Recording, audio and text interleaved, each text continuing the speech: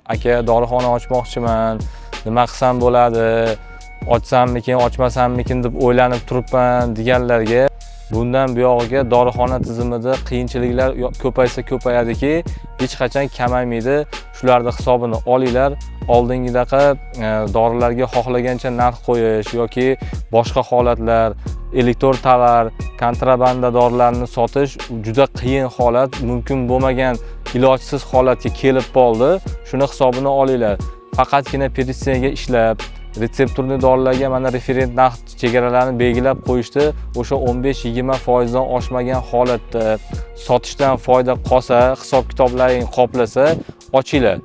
Bundan tashqari dorixona ochayotganlarga yana katta maslahatim, o'sha joyni tanlashda katta ahamiyat beringlar.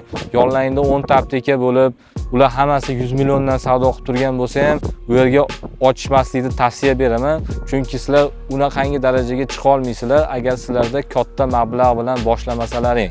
Undan ko'ra shu mablag'ni boshqa biznesga tikib, uni ko'paytirganlaring maqsadga muvofiq bo'ladi.